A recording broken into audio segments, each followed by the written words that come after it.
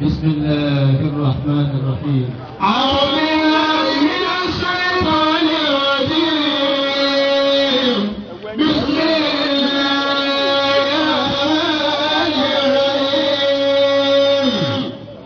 بسم الله يعلمني الرحمن يفهمني الرحيم يذكرني ياسين والقرآن الحكيم إنك لمن المرسلين على صراط مستقيم. أعوذ بالله من الشيطان الرجيم. بسم الله الرحمن الرحيم.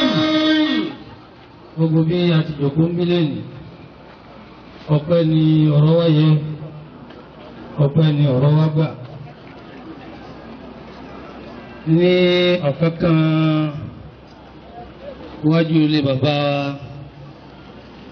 ẹni tí ọlọ́run dá dúró de Islam ọlọ́run sì dá Islam dúró de wọ́n ìgbà tí ọlọ́run dá kúfúrú àti ṣíríkù dúró de lòmíì tó sì dá lòmíì dúró de النفاق والشقاق صلح الأرض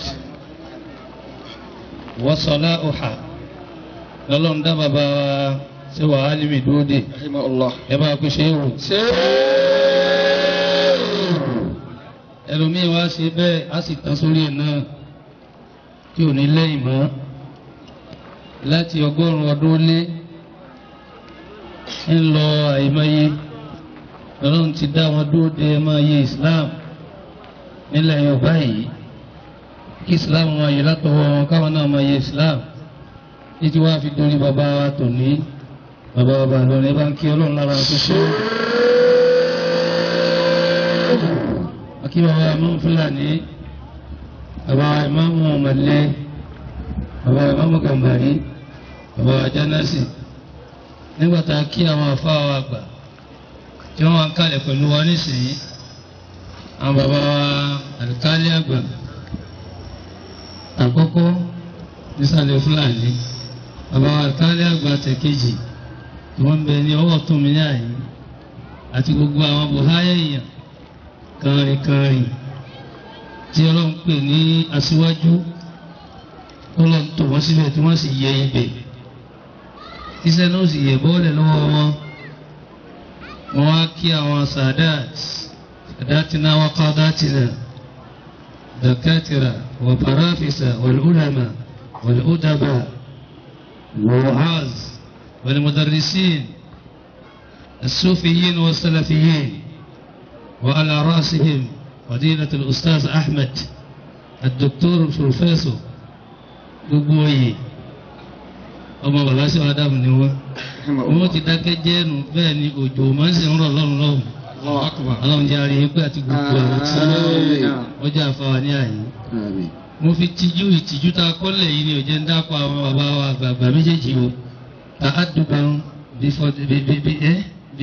bimansibatihim al-ilmiyya wa makanatihim ad-diniyya bàbá mi kan bẹ lọ́wọ́ tó ní bàbá mi kan bẹ lọ́wọ́ àlàáfíà ní wọ́n kéwú wọ́n kàwé wọ́n ṣàdájọ́ wọ́n gòkè wọ́n sọ ní rọrùn ilé tí ó rọrùn bẹ́ẹ̀ fún gbogbo ẹnikẹ́ni kó gòkè kó sọ àti gòkè ìnira ni àti dúró lérí òkè ìṣòro ni bí a bá fẹ́ sọ̀kalẹ̀ erílẹ̀ lómi ò fi gúnlẹ̀ tí ò ní gúnlẹ̀ láàfíà wọ́n wá gbé látara àwọn ẹ̀yà wa Samsudeen àwọn ẹ̀yà wa àgbà tí wọ́n wà ń kalẹ̀ àwọn ni wọ́n kọ́kọ́ tọ́ wa láàárọ̀ wọ́n wá kú wa ní bàbá sí Ádámù lọ́wọ́ ọlọ́run jẹ́ ìsìn wá tó wọ́n á nítorí gbogbo àwọn ìyá tó wà ń kálẹ̀ àti ìyá wa tí mo bá tí wọ́n sọ̀rọ̀ lọ́wọ́ bàbá ní àlùfáàtù náà káfí ta sí àwọn bàbá aṣọ amẹ́tò ní bínú gbogbo sálámà gbogbo ọ̀rọ̀ ọdọ́gba ọlọ́run jẹ́ àwọn ayé ló yé jù yín lọ.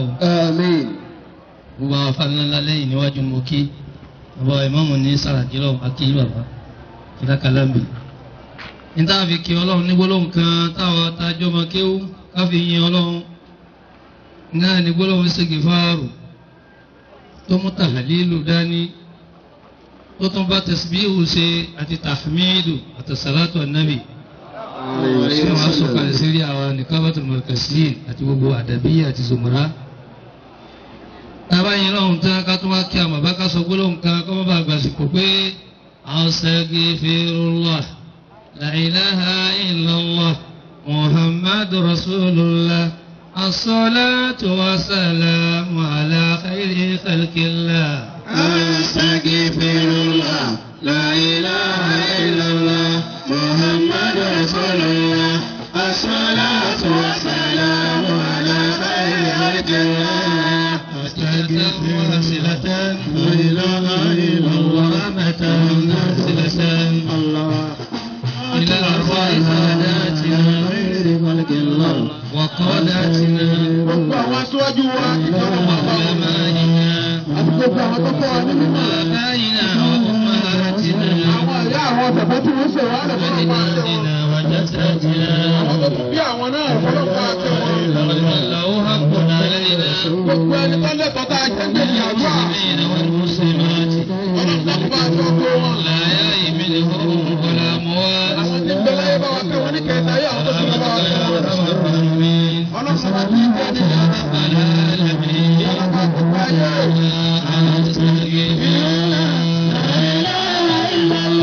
محمد رسول الله الصلاة والسلام على خير خلق الله.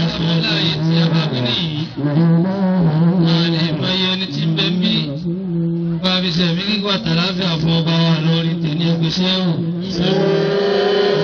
Wọ́n wá fi tọrọ fún gómìnà wa Haji Abdulfatai àtàwọn awúsàráwò rẹ̀ àti gbogbo àwọn òmàláwò rẹ̀ àtàwọn sùfàráwò tiẹ̀ ní Kwara. Ọlọ́mọdé ló dàrú wọn lọ́wọ́. Ọlọ́run ní bá ní ètò ọlọ́mọdé ọyẹ mọ́ wọn lẹ́sẹ̀. Wọ́n wá padà sọ́dọ̀ àwọn gbogbo jàmáà tí wọ́n pè wá bílẹ̀ ní Nasrul Islam tí wọ́n gbé òkú ẹ̀sìn ọlọ́run dání jihadan fi sabilillah. Wọ́n fi jíṣẹ́ ọlọ́run ní gbogbo lẹ́gbẹ́lẹ́gbẹ́ nígbẹ́ láyé tọ́pọ̀. Àwọn kan ṣẹgbẹ́ sórí ibú, àwọn kan sì ṣẹgbẹ́ sórí ire. Gbogbo ìlànà Kùránì ti kọ́ wa. Àwọn tó bẹ̀rẹ̀ ẹgbẹ́ náà látòrí àwọn àgbààgbà tàná. Àwọn bàbá wọn ṣe ń kà máa lọ máa ṣe Adam. Papọ̀ mọ́ gbogbo àwọn tẹ́jọ sí láti ilẹ̀ Haúsá wá tí ò ṣubú láti gbà náà. Bẹ́ẹ̀ bàbá tí mo bá ń kàlẹ̀ yìí, bàbá wa gán kan ní kíní kejì. Àti gbogbo ẹ̀yin àgbàlagbà tẹ́ wà ń bẹ̀ lónìí, ọlọ́mọdé ò ṣubú lọ́wọ́ yìí náà. Gbogbo àwọn ṣàbáàbù tí wọ́n á kó tira, àwọn aṣẹ́wò Yusuf, bàbá Imam Muhammad Sani, gbogbo ẹ̀yin bàbá tẹ́ wà ń kàlẹ̀ tí nǹkan dákọ̀ ẹ̀nìkan dákọ̀ ọmọ pé mo jìtá. Gbogbo yìí náà mo fi àwọn méjì dákọ̀. Ìjọ náà ọlọ́mọdé ò fọmọ yín lọ́wọ́. Àsìkò táwọn àtàlẹ ṣe alẹ́ tí wọ́n ṣe járí nǹkan mèlémèlé ńláńlá tó lọ́wọ́ fún ẹ̀yin náà ṣe o. Ọlá Muhammad Rasulullah àtàwọn ọkùnrin àtàwọn obìnrin. Àwọn bàbá wa ní ìsàlẹ̀ lọ́hùn-ún. Bàbá wa àgbà tí wọ́n ti lọlé, àwọn náà wọ́n tún jòkó lọ́ọ̀kan. Ọlọ́run ṣàjárí pẹ́ yà á lọ mẹ́sàn. Láti mọ́sáàjì àwọn ti tẹ́tí wọn. Ọlọ́mọ́sá bá múlé lọ́wọ́ fún yín méjì lé ọgbà jẹmọ́ yín lọ́wọ́. Bàbá wa Àlàbí, àwọn náà wọ́n jòkóhùn Màkánà. Ọlọ́mọba yẹ wọn jẹ́ o. Mo kí àwọn afáwa alẹ́ ọba afáwa Sáàd. Gbogbo ẹ̀tọ́ yẹ kí n kí mo ti kí. Al-Qur'ani sọ wípé ọ̀nà méjì ni mo fẹ́ mọ́tò mo béèrè pé kí ni tọ́pìkì wọn ní Ntọ́lọ́mbásá ti ní awí náà ni. Àwọn bàbá sì ní kò sí gbogbo kí n máa wí kò sí àwọn tá a jọ ọmọdé ni kí la fẹ́ ṣe fún lù ú nígbà tí àwọn ẹgbẹ́ ọmọ Ìlọrin tèkó IDP ó pè méjì òní náà àyà tí mo tọ̀ náà mo tún fẹ́ tún tọ̀ lójú àwọn bàbá gbogbo ẹni tó bá jọ máa lè lu àdàmọ̀ láti aṣẹ tí ń bá ń ṣe àti ìrìn tí ń bá ń rìn àtọ̀rọ̀ tí ń bá ń sọ. Oyè ìdáwẹ́ fún ẹ̀yìn kan lónìí ó túmọ̀ pé aláàlí ìlú ìnìyí nítorí àwọn àṣetẹ̀ ti ṣe síwájú ni. Ẹni tó bá ti jọ máa lè lú bàbá rẹ̀ àtàrà tí ń bá ń ṣe mọ́. Olúwa ní la uqsimu bi hadha al-baladi wa anta hillun bi hadha al-balad.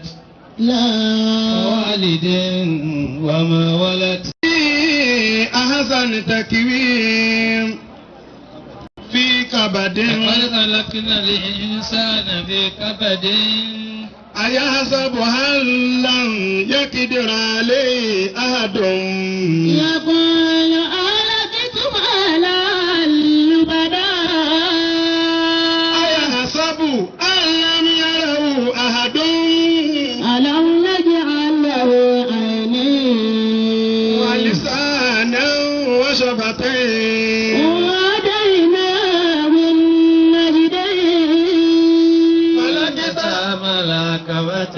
وما أدراك ما العقبة فك ركبة أو إطعام في يوم ذي مسغبة ذا مقربة أو مسكينا ذا متربة ثم كان من الذين آمنوا وتواصوا بالصبر وتواصوا بالمرحمة أولئك أصحاب الميمنة والذين كفروا بآياتنا هم أصحاب المشأمة عليهم نار مؤصدة. صدق الله مولانا العظيم.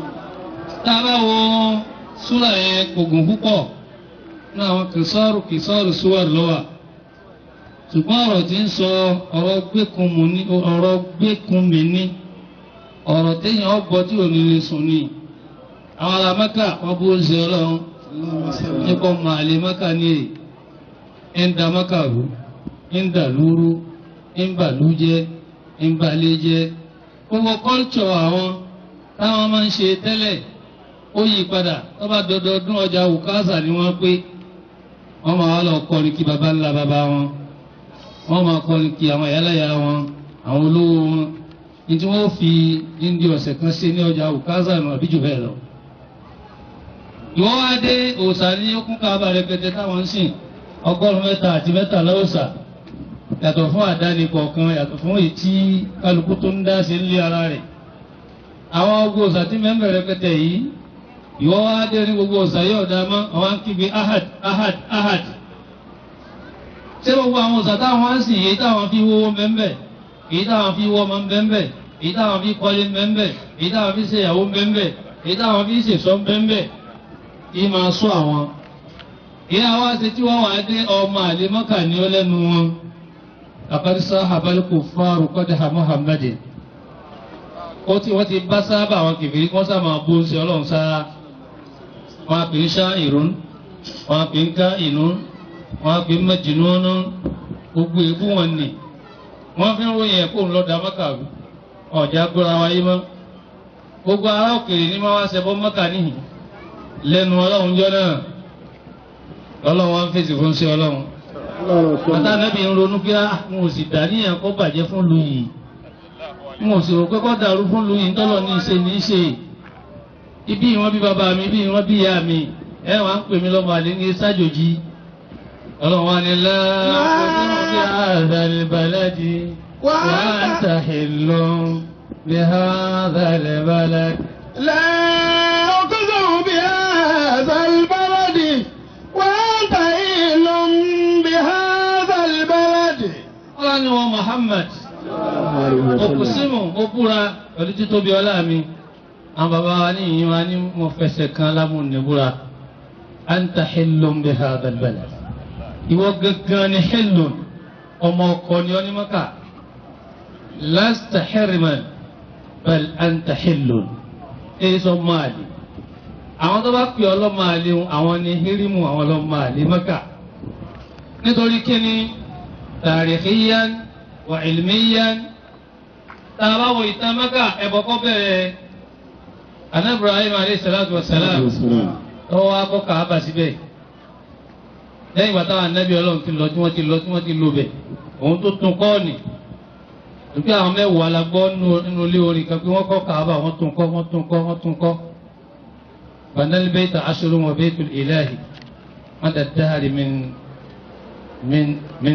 mada dahri fi hali min yuzkaru ìyẹn mẹ́wàá ìran mẹ́wàá màláìka kọ́ jòrìwúmọ̀ kọ́ Kòrèṣù kọ kó wá tó kan kíkọ tànà Muhammad Ibrahim kọ. Ẹbọ kọ́ ló pilẹ̀ ìwọ gangan lọ wá tún ṣe bí ó ṣe wà ń jọ òun ọlọ́dá padà síbẹ̀. Bàbá wo ní ìkìsọ̀díyàn ètò ìṣúná tàríkíyàn ìtàn ṣàràfíyàn iyì ìlìmíyàn ní ẹ̀kọ́ àti gbogbo nǹkan tí gbé ìlú ga.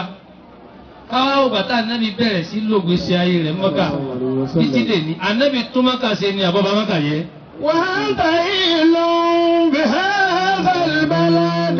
Bàbá níta làkọ́kọ́ ọmọ Mọ́kà halali Mọ́kà nípa ìwà húhù Muhammad ni. Bàbá níta làkọ́kọ́ ọmọ Mọ́kà nípa kápáwó síbẹ̀ títí dè ní Muhammad ni. Bàbá níta làkọ́kọ́ Mọ́kà kápítàn rẹ̀ síbẹ̀ tí ò ní parẹ́ Muhammad ni. وأنت حل بهذا البلد وأنت حل بهذا البلد. لا أقسم بهذا البلد وأنت حل بهذا البلد. Bánábì ti lọ Màdínà tó ní tí wọ́n lé lọ tọ́lọ́n sì gbà á láàyè lọ́hùn tó bá pè mí àtiwọ́ ni kò ní wálé mọ́. Ibi ọba gbé ni nílùú ẹni ibi ọba ń fẹ́ ni nílùú ẹni. Àmọ́ tó ń ti bẹ́ẹ̀ اشتاق الرسول صلى الله عليه وسلم إلى مكة المكرمة. Ẹ̀ràn jẹ́ rè òkú Mọ́kà. Ló fi jẹ́ pé Amul Fati inú ànábì dùn títí mo tún padà wá lu bàbá mi. Rìsáàlà ló gbé dára Màdínà. Àmọ́ tó ń ti bẹ́ẹ̀ kọ̀ gbà pé ìlú bàbá ẹ̀ ní ìwà húhù. Ọmọ aláàlì ìlú kan ilé kan kò ní kẹ̀yìn síta kọ́ máa tọ̀ sílé bàbá rẹ̀ nínú ọ̀rọ̀ nínú rìn nínú ìwà nínú ìṣe ntí bá bẹ ní bá ṣe tí ọba ti jẹ́ ntí ọ̀dà àtúnṣekún ni àyè jẹ́ ummatun mustahlika ummatun muntija lọ́yẹ kájẹ́. Bàbá Yusuf al-Qaradawi ó pín èèyàn pẹ̀lú àwọn àpísàm bíi mẹ́jọ insanu rifiyun insanu mustahlikun insanu muntiju. Ó pín lọ́nà mẹ́jọ pé àwọn èèyàn kan bẹ oko ni wọ́n yẹ ẹ̀yẹ kún pé gbòòrò ẹni tí ń gbóko tó pé ará àgbòrò ni ará ìwà ará àgbòrò ní wù àbókò ní gbé ẹlòmíì wọn bẹ ń gbòòrò tó pé kọ́dà ká tún lọ kì í bọnú òhò lóko òun lọ yẹ Yusuf Qaradawi ló pin bẹ́ẹ̀. Àwọn kan wọn bẹ ummatun muntija ni wọn aláṣekún ni wọn bí wọn bá mẹ́wàá lé bàbá wọn ó fi 90 kún yọdọgọrùn àwọn hillum bi hadal baladinu. Àwọn kan wọn bẹ ummatun mustahlika àwọn ajogun apogún rẹ àfẹ́gún ránṣẹ́ sílé bàbá rẹ̀ àti ilé yẹ yóò máa wà nínú wa rẹ̀ nínú orin rẹ̀ nínú ṣe ẹ̀ àwọn yìí wọn ọ̀dà. Àwọn tó sì jẹ́ pé ọ̀làjú ni wọ́n insanun hadari ojú ẹ̀ là gbogbo ẹ̀ lọ́wọ́ á ṣe fún wa lulẹ̀ yìí lẹ́nìí a sì bá lẹ̀ táwọn bàbá ṣe wọ́n á sì tèmi pé báwo la ṣe jẹ́ pé anta hillum bi hadhal baladi. ووالد وما ولد. ووالد وما ولد ووالد وما ولد. Abdi bàbá pẹ̀lú ọmọ olóbí ńlọrin. Sọmọ tó bí yìí ṣe ń bó kọ̀ lọ́rin jẹ́ ni àbí ń tó kọ̀ lọ́rin ṣe àkànbí. Àyìnkẹ́ ọmọ tó bí ń balẹ̀ bàbá rẹ̀ jẹ́ ni àbí tún lé bàbá rẹ̀ ṣe àbí wálídì. Àwọn àbí wàládù tí wọ́n bí pé sọ́mọ rẹ̀ nìwọ́ báyìí. Ṣébí ń tẹ̀lé ńlọrin lórin tí sòkòtò rẹ̀ ọ̀ká fùrọ̀ mọ́ èèyàn máa tẹ̀m̀bẹ̀ léèwé ṣé bí ilé bàbá rẹ̀ tí rìn lọ ni lòún rìn atọkùnrin àtobìnrin ọmọbìnrin tí ò wọṣọ dígbà àyà mọ́ ọmọbìnrin tí ò borí tí ò borùn mọ́ tó sọ̀rọ̀ ẹ̀dọ́mọ ìlú kan kí n má dàkọ̀ ìlú kan má pa ń bú àwọn sàkáfà gàrbíyà tí wọ́n dà á lẹ̀ ń bì kan ni wọ́n á kó tìlọrin mọ́lẹ̀ lọrin sọ́dọ̀ tiwọn Ìlọrin wọn gbàgbàkúgbà lónìí anta harimun bi hadal balad. Ìwọ ọmọ tó máa ń ṣerú èyí ọmọ àlè lọrin ni ọ́. Ádá ẹ̀dùbúlẹ̀ kásì máa kún ká máa fi ṣògùn ó lù yìí. Anta harimun bi hadal ọmọ àlè lọrin nù. Bí wọ́n ṣépè fún ìpè òmù owó tó bá níbẹ̀ wọ̀n níbi ṣeré. Àmọ́ àwọn tí ń bá ń ṣe báwọn bàbá wa ti ṣe, tí ń kéwú bí wọ́n ti ké, tí wọ́n ń kírun bí wọ́n ti kí, tí ń gbààwẹ̀ bí wọ́n ti gbà, tí ń wó bí wọ́n ti wà tí wọ́n wá ìwákú owó àǹtáhìlò. بهذا البلد وأنت حل بهذا البلد. wọ́n ń ta adé lọ rílé ní ìlú tí wọ́n fi ń tọrọ àlùbáríkà, ìlú tí wọ́n fi ń tọrọ oríire, ìlú tí wọ́n fi ń tọrọ àṣeyọrí ní gbogbo ilẹ̀ Yorùbá. ń san abọ̀ látòkè Ọlọ́run wa ni wọ́n sọ̀kalẹ̀ sí yìí. bàbá aṣọ alim àti gbogbo àwọn afáà tí wọ́n jọ pawọ́pọ̀ ṣọ̀kan wọn ò bára wọn jà. asasu dawlata islamiyya wọ́n gbéga wọ́n zakare wọ́n rabare àwọn adiba a máa ṣe fáàrí tá a bá lè gbé èmi lọ́mọ lọ́rin àdúgbò báyìí lé bàbá mi. ìwà tí wọ́n ń hu wọn ń kọ́ ọ̀rọ̀ tá à ń sọ ń kọ́ ẹni tí ń kéwú ìwà tá à ń hu sí lọ́rin ọ̀dà ẹni tí ń kàwé ìwà tá à ń hu sí lọ́rin ọ̀dà ẹni tí ń ṣòwò ẹni tí ń ṣe jálàbí ẹni tí ń ṣe gbogbo sẹ́tí kó wá ń ṣe ẹni tí ń tọ́ka oore sínú lọ́rin yìí kéré kálukú ọmọ jẹ́rìí ara rẹ̀ nínú ara rẹ̀ ọbẹ̀ sọ di káfíà bí lọ́rin jẹun náà kọ́ mọ́ ni anta hirimun fi hadal balad ọmọ àlẹ́nu ìsọmọ ọkọ ọwọ́ nu ummatun mustahlika kò sínú ummatun muntiya ẹ wọ àwọn baba adájọkọ yìí nìsín wọ́n tún ń fi kọ́yà ní Kwara o àwọn baba wa oríire ni wọ́n jòkó yìí àwọn baba wa ní Fúlàní ìmọ̀ Fúlàní ni wọ́n jòkó yìí wọ́n ọba lóyè jẹ́ gbogbo àtàǹkàwé lọ́wọ́ tàǹkéwú lọ́wọ́ tààrẹ́jú kankan torí owó ipe tí ọba gbà láàfún àfikà kọ́lé mẹ́ẹ̀ẹ́dọ́gbọ̀n pọ̀ ṣé bàbá wa ṣe Kàmáàlì ti ṣe nu ṣé bàbá wa ṣe Ádámù ti ṣe nu ṣé bàbá wa Alágbàjì ti ṣe nu ṣé bàbá wa Jésù ní Àkàlàmì ti ṣe nu jíngọ́ rẹ̀ táàkùtì gbogbo àwọn àfa Buhari aláya àwọn hillun bi hadha al-balad wa anta hillun bi hadha al-balad. بهذا البلد وأنت حل بهذا البلد. ẹ jẹ́ kí ṣáda ẹ̀ kó dó lórí lamu dáadáa وأنت حل بهذا البلد وأنت حل بهذا البلد. لا أقسم بهذا البلد وأنت حل بهذا البلد وأنت حل بهذا البلد. ووالد وما ولد ọ̀rọ̀ yìí kan bàbá tí ń bímọ àwọn ọmọ nìkan kan bá wí wọn ní bàbá bá wà lọ́jọ́ eré ọmọ tuntun ìwọ àgbàlagbà mi ní sẹ́yìn rẹ̀ tiẹ̀ tẹ̀sẹ̀gbẹ̀ kan yẹn yẹn. àbí àgbàlagbà tí ń tọ́ka pé ẹ̀ lọ́wọ́ fò gbogbo fọ́ọ̀hún tú. àgbàlagbà tí ń sọ fún ọmọ ṣéwù tí ń sọ fún mòlídìí pé kí ní yóò ṣe jòkó tí àbí kẹ́ wọ́n nàka kún o ẹ bá ń pẹ́ fẹ́ rówó. àwọn bàbá wa tà ní òsì gọ̀ wọ́n ṣe ímánì ni. láfi bá wìláyà ńlẹ̀ láfi bá wìrátà ìlmíyà wìrátà tọ́lọ́hún nílẹ̀ àfi bá dínú ńlẹ̀. wálídì tí ń bẹ ńlọrin lénìí ẹ dákun ẹ bá tún lu ìṣe wàládù tí ń bẹ ńlọrin lénìí ẹ bá tún lu ìṣe mẹ́ta tí ń bọ̀ bá ìbákùbá ńlẹ̀ nítorí kíni. wọ́n gbọ́dọ̀ bọ̀dọ̀ tí mà lè sànà bí kábàdé.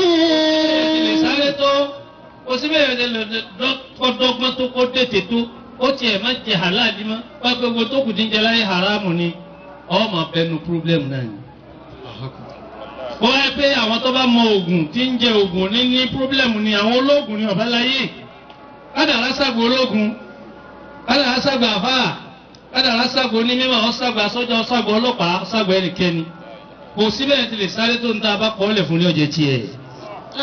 أيحسب أن لن يقدر عليه أحد. èyí tó wáyé pé láàrin ìgboro lọ́rin lẹ́ ń ṣe tí àwọn èèyàn gbọ́ púpọ̀ jẹ́jẹ́ lọ́rin sẹ́yìn kọ́ lọ́hùn lè mú yín ni. alla yaqdira alayhi ahad kíjọba ọba lè mú yín mọ́ tí ó wò yín rẹ̀ àlè sọ pé ìjọba mọ̀ sí ni ìjọba ọba mọ̀ sí wọn a sì gbé yẹn wọn a sì tún jùlẹ̀ ṣé ò sí ilé ẹjọ́ mọ́ ni ṣé ò sí ilé ẹjọ́ sẹ̀rí àmọ́ ṣé ò sí ilé ẹjọ́ ti oríjọba eléèbódé mọ́ ni débi tí ẹnìkan wàá ṣàìdá láti tún ijó tún máa rìn káàkiri tí ọmọ yẹn kiri ẹ bá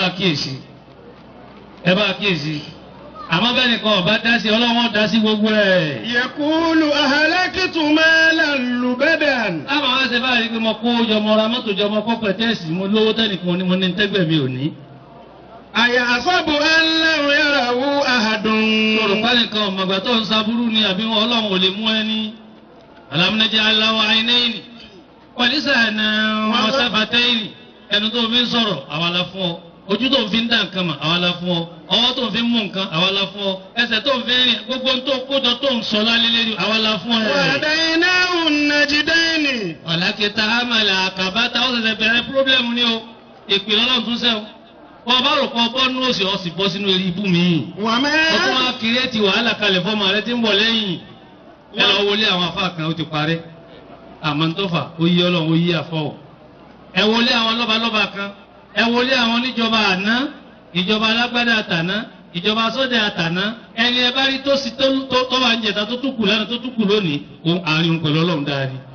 وما تلبر فاتا فليتخذ سبيل أهل الله ما يفعل به بالرفعة فليتخذ سبيل أهل الله يسعد به ما يكتب الله له عزة عليه باذل الشكر أبدا له بالمال والآل دواما به ليلا يستزيد به النهار يستزيد به ليل النهار يستزيد به من يطلب الرفعة àwọn ọmọ kí wọ́n dákun kí mẹ́tẹ́lọ́ bí ó kún púpọ̀ torí program ó kù lẹ̀. mẹ́yẹ tí ló bèrè fàátà ẹ̀yọ́ ọmọléèwé mẹ́yẹ tí ló bèrè fàátà ẹ̀yọ́ ọmọ tẹ́ ń kọ́sẹ́ mẹ́yẹ tí ló bèrè fàátà àwọn oníjàlá bí kéékèèké فليتخذ àtàwọn oníwàásí kéékèèké ẹni tí máa ń wá gíga àwọn òkìkí àwọn orúkọ àwọn ipò ẹ̀wọ̀n lọ ṣoṣo lẹ̀ nílọrin ẹ̀wọ̀n lọ sáwó nílọrin ẹ̀ ń lọ tẹ̀fá nílọrin ẹ̀wọ̀n àtúndéwàsí ẹ̀ tún máa fòògùn ṣe fáàrí máa ń yẹ tí lò béèrè fún ata balẹ̀ tẹ̀síẹ̀sẹ̀. سبيل لله يسعد به àwọn ẹ̀yẹ lóhùn ni ẹja mú tọ̀ ọ̀nà àwọn bàbá wa ni ẹja rìn kí lọ́nà wọn wọn á sì ná fìlà lóru wọn á kí àwẹ̀ mọ́lẹ̀ wọn á kí àdúrà mọ́lẹ̀ wọn á ti tìláwà mọ́lẹ̀ wọn ó ṣe é àwọn apàdà já mi. lábẹ́ fọlá wọn tọrọ. ما يكتب الله له عزة ọlọ́mọ wa ni wọ́n tàkìtì débi gíga láàrin wa ipò ìjọba ni ipò ẹ̀kọ́ ni ní yunifásitì àbí ipò owó ní ní lágbàáyé ọlọ́run ni wọ́n tàkìtì ó wá débi gíga wọ́n bá débẹ̀ tán kọ́ o. عليه باذل الشكر أبدا له àlẹ́yìn ìbádẹ́lẹ̀ òzòkúri ọ̀pẹ ni ẹja dá ọpẹ́ náà mẹ́ta ni ká dúpẹ́ ohùn ká dúpẹ́ iṣẹ́ ká sì dúpẹ́ ìwà bẹ́ẹ̀ dáná wà ní Kùránì ọlọ́run sọ fún wa ní Muhammadu Kùránì pé kúlì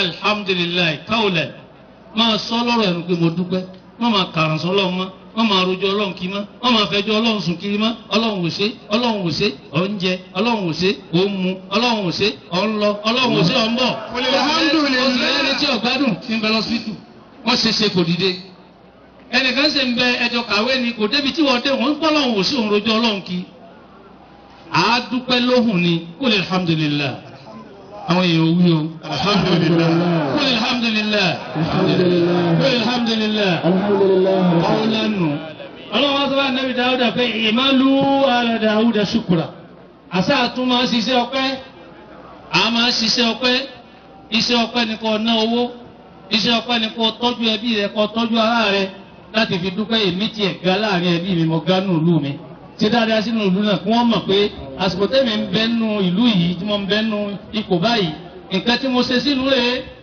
ẹjẹ́ arántí àwọn tó kọjá lánàá nítòsí wa yìí ìdí àgbọn nu ọ̀sọ̀ lọ́rin ló kọ bú ìdí àgbọn ọ̀sọ̀ Ìlọrin ló kọ gbogbo aláàfin ó kú mọ́ afẹ́kọ́ máa kù àti huwa hillun àwọn mẹ́tún kú bẹ́ẹ̀ tí wọ́n rí kò sí àwọn kan tó mẹ́mbẹ̀ lọ́wọ́ báyìí tí lọ́rin bá gbójú òkè wọ́n dà á kọ rẹ̀ bí baba Abdullahi Adanga mẹ́mbẹ̀ àwọn mẹ́tún kù Sàràkí náà lárí wọn sẹ́yìn pé àwọn hillun bi hadha al-balad ẹni tí wọ́n ní wọ́n ṣe dáadáa ẹni tí wọ́n sanwó ilé ìwé ọmọ mbẹ ẹni tí wọ́n ṣe dáadáa fáwọn ọmọ ní sukùl mbẹ Kàrímù Àdìsá náà tíráyé tiẹ̀ àwọn mí náà tún tíráyé ti wọn. àwọn náà lọ́wọ́ kàtà ń bẹ tá àti ikú yìí ó kí ó ṣe fún lọ́rin àwọn tá ń bẹ nínú IDPU àtàwọn tá ń bẹ nínú Nasrul Islam àtàwọn tá ń bẹ nínú lẹ́gbẹ́lẹ́gbẹ́ ọmọ ìlú àti ilé kéwú àti mọ́sálásí ẹni àtàtà mẹ́ yunifásitì láàpẹ́ èmi lọ lórí àwọn jẹ̀gbọ̀n ọlọ́mọsíwájú ìsìnbà aṣáàṣì ká ha gbogbo road tí kálukú máa play kó play ẹ̀ lórí pé kí ìlú yìí ṣe kí ni ọlọ síwájú. bilimali wali ali dawama bi. bilimali wali ali dawama ẹ bá kí pẹ̀lẹ́pẹ̀lẹ́ lálàáfíà wọn náà gbádùn àwọn yóò sì gbọ́ yé ẹ tún náà lẹ̀ kiri.